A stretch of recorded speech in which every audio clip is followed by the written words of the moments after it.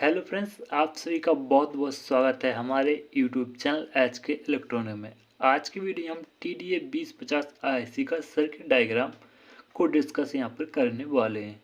तो आपकी जानकारी के लिए बता दूं कि जो TDA 2030 IC आती है और जो TDA 2050 होती है या फिर अदर जो आते जैसे वो अदर भी IC आती हैं 2050 और 2030 की, तो इन सभी IC की पिन डिटेल भी सेम होती है और इसका सर्किट डायग्राम भी सेम होता है। तो यदि आप किसी ऐसे एम्पलीफायर को रिपेयर कर रहे हैं या फिर कुछ अदर काम कर रहे हैं जिसमें TDA 2030 IC लगी है और यदि वहाँ पर 2050 लगी है, तो आप इसी सर्किट डायग्राम से उसे समझ सकते हैं। और यदि आप चाहें कि किसी सर्किट में 2030 IC लगी है, आप उसकी जगह पर 2050 IC भी लगा सकते हैं। तो ये कॉमन सी बात आपको पता होनी चाहिए, जिससे कि आप यदि रिपेयरिंग का काम करते हैं या फिर एम्पलीफायर मेकिंग का काम करते हैं तो आपको ये जानकारी होनी चाहिए, ताकि आप एम्पलीफायर को बनाते समय या फिर रिपेयरिंग करते समय IC को भी यहाँ पर चेंज कर सकते हैं। तो चलिए आज की वीडियो को शुरू करते हैं। और अभी तक आपने इस चैनल को सब्सक्राइब नहीं किया तो सब्सक्राइब जरूर से जरूर कर लीजिएगा। और वीडियो पसंद आता है तो इस वीडियो को लाइक कर दीजिएगा, तो चैनल को सब्सक्राइब जरूर से जरूर कर लीजिएगा। और वीडियो पसंद नहीं आता तो इस वीडियो को डिसलाइक कर दीजिएगा। तो देखिए, आप यहाँ पर देख पा रहे होंगे कि इस पॉइंट पर हमें, ये वाला पॉइंट आप देख पा रहे हैं, इस पॉइंट पर हमें अपना इनपुट सिग्नल देना होता है। इस पॉइंट पर तो यहाँ पर लिख देता हूँ, यहाँ पर ऑडियो इन देना होता है। तो ये कैपेसिटर की वैल्यू की बात करें तो आप यहाँ पर 10 माइक्रोफैराड का कैपेसिटर यूज कर सकते हैं।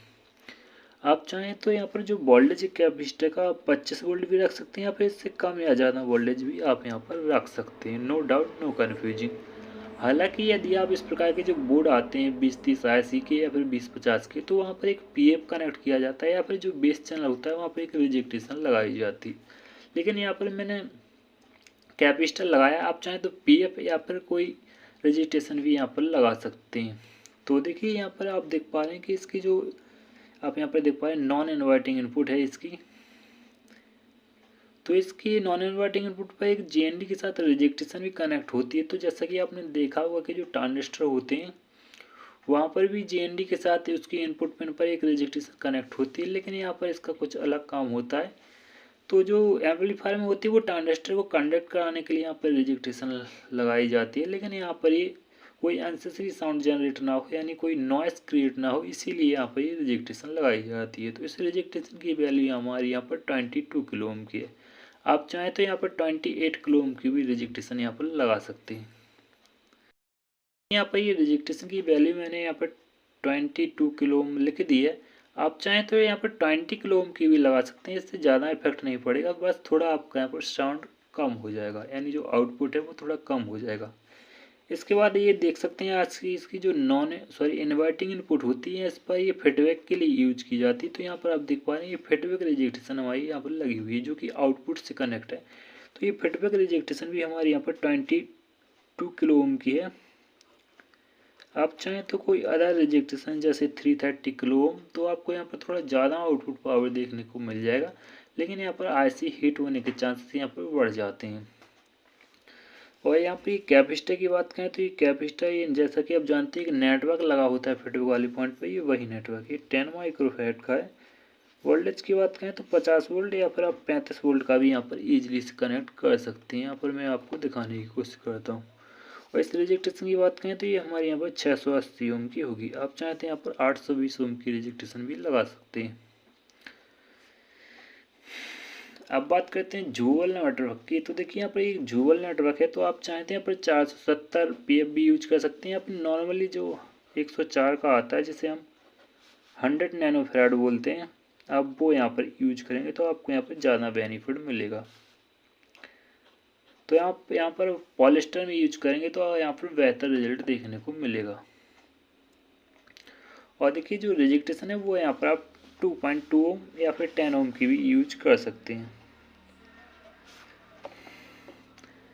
तो आप यहाँ पर चाहें तो 10 ओम की भी रिजेक्टेशन यूज कर सकते हैं, कोई प्रॉब्लम नहीं होगी। तो यहाँ पर सर्किट डायग्राम कंप्लीट होता है। चलिए कुछ IC के बारे में इसकी बेसिक डिटेल जान लेते हैं।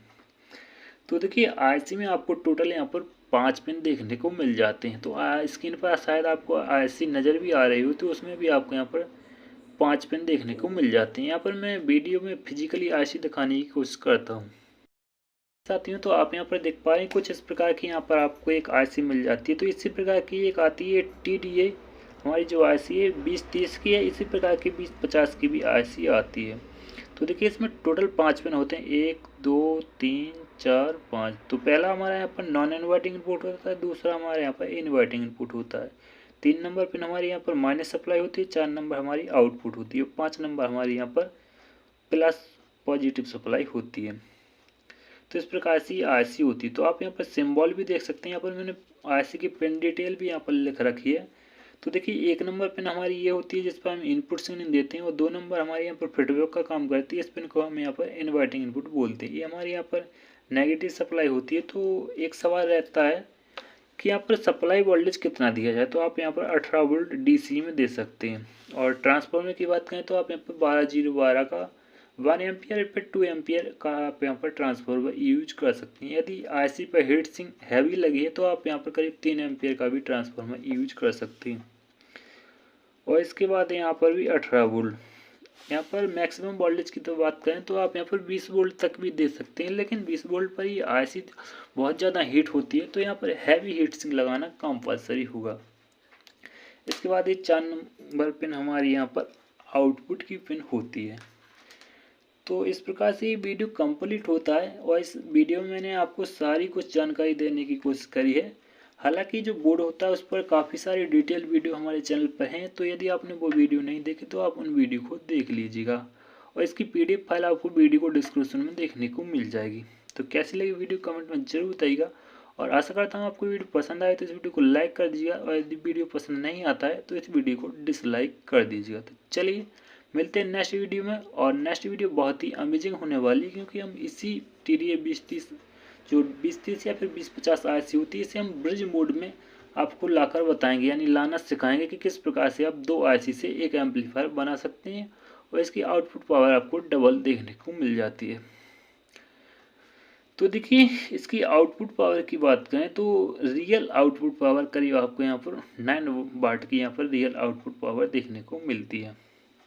हालांकि बहुत सारी वीडियो में आपने देखा होगा 18 वाट, 65 वाट, 66 वाट, तो ऐसा बिल्कुल भी नहीं है। आपको रियल यहाँ पर 9 वाट की आउटपुट देखने को मिलती है, और यदि आप यहाँ पर 2 आईसी यूज कर लेते तो करीब 20 वाट की आउटपुट यहाँ पर आपको देखने को मिल जाती है। तो यहाँ पर आईसी से रिलेटेड यदि आपका कोई भी डाउट होता है तो कमेंट बॉक्स खाली, आप कमेंट कर सकते हैं, और इस सर्किट से रिलेटेड भी कोई डाउट रहता है तो आप कमेंट बॉक्स में हमें कमेंट कर सकते हैं। हम आपका जवाब बहुत जल्द देने की कोशिश करेंगे। तो जब तक के लिए जय हिंद, वंदे मातरम।